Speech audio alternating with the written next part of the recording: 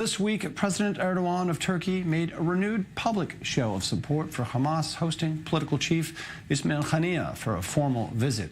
Now, the Telegraph has revealed that Israel claims to have evidence from interrogations that senior Hamas operatives are using Turkey to plan attacks in Israel. Now, for his part, President Erdogan said, quote, "We will keep on supporting our brothers in Palestine," close quote. Now, for many years, the Turkish government has offered Hamas a safe harbor in Istanbul, even as they've lost support from other traditional havens, such as Syria. Now, for more on this top story for us today, we're joined by Raf Sanchez. He's the Middle East correspondent for the Telegraph. Thank you for bringing us this report and for joining us here in the studio here today. Obviously, interesting source of discussion for all of us in this sphere here.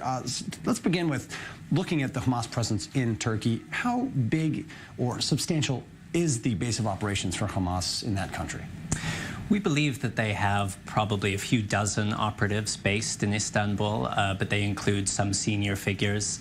Saleh al-Arori, who is the global #2 of Hamas, the most senior figure outside of Gaza, used to be based full-time in Turkey. He left in 2015 as relations between Turkey and Israel seemed to be on an upswing, but now he travels back and forth fairly freely to Turkey, even though he has a $5 million U.S. bounty on his head, which gives you some sense of the permissive environment there is in Turkey for senior Hamas figures to come and go. As you mentioned, Ismail Haniyeh was there last week on what's been one of his first big trips outside of Gaza since becoming the leader.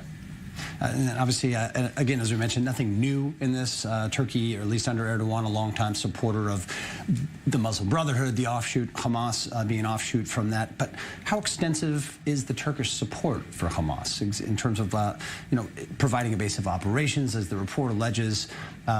What is Turkey actually doing besides providing a place for them to actually sit and meet? What's Turkey doing? So what we've been able to show is that Turkey is, at minimum, turning a blind eye to Hamas's operations in Istanbul. They know for sure that senior Hamas operatives are bringing recruits from Jerusalem and the West Bank, talking them through the kinds of attacks that they want to carry out, and then sending them back in the hope that those attacks will succeed back here. At minimum, they know this because Israel has told them repeatedly, directly, and through intermediaries, and yet they continue to turn a blind eye. We also know that beneath the high-level political talks between Ismail Haniyeh and Erdogan, there is a whole network of connections, largely run between senior Hamas operatives in Istanbul and the MIT, which is the Turkish National Intelligence Agency. They coordinate very closely. They talk to each other. We're not saying that Turkey is providing weapons or funds for attacks, but they know what's going on and they allow it to happen. Yeah, Turkish intelligence is not known for things slipping through the cracks here. Obviously, a very diligent intelligence service. You mentioned the 2015 sort of moment of rapprochement between Israel and Turkey, largely centered around the natural gas deal that really makes sense for both countries. Turkey being the only natural, sensible route for a pipeline for this natural gas out of Israel going to Europe. Big money involved in this now. Part of that agreement in the discussions had to do with Hamas, had to do with this not happening, essentially, what you're alleging in your report here. How likely is it that this gas deal could be affected by this? So in 2015, Israel and Turkey were looking for a win-win situation. These are both important states with a lot of economic interests that are interdependent. They unfortunately have these political agendas that are running head into each other. The hope after 2015 was that both sides could choose pragmatism and decide that shouting at each other politically doesn't achieve much when there's a lot of money to be made. And things seem to be progressing on that front, but Hamas has been a major sticking point. And so the question for both Israel and Turkey is, how big an issue is this? How much is this going to weigh on a project that potentially is extremely beneficial for both sides? There's obviously a lot of moving parts to do with the gas deal, and Hamas is just one element of it, but it's definitely not helpful. Well, on the minds of really all Israelis, the brutal tactics of Hamas, the suicide bombings that were such a scourge to the country for many years. Part of the report indicates that Hamas has been shopping in a way for families, $20,000, I think it is, per family, looking for suicide bombers. You spent a lot of time in Istanbul and basically speaking to people involved in this.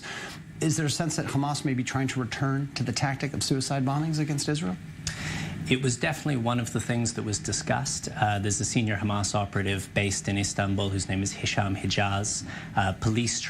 Israeli police transcripts that we obtained show Palestinians who had been to Istanbul, who had met with Hijaz, had listened to him talking about his ambitions to carry out suicide attacks. He had offered $20,000 to the families of anyone who could be recruited and successfully carried out attacks.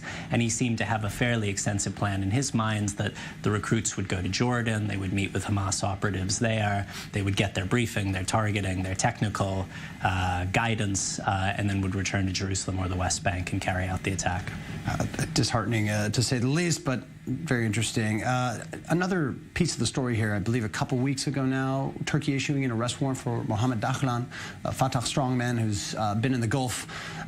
Is that tied to issues with Hamas? Is that at the bidding of Hamas, perhaps? Where does that factor in? Turkey tells us that they are on the side of the Palestinians writ large, not either faction, that they are interested in Palestinian reconciliation, as many of the Arab and Islamic states in the region say they are.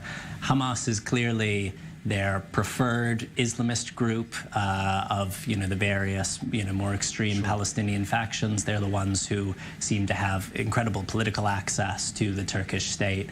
It's hard to say exactly where Dahlan fits in with this because more than anything, he's an enemy of the Palestinian Authority. And I should say that the Turkish government has good relations with the Palestinian Authority too, as the PA looks around the region, sees that many of the Gulf Arab states are drawing closer to Israel. They actually often now are looking to Ankara and Tehran as kind of some of the only countries that are still, at least in rhetoric, full-throated behind the Palestinian cause.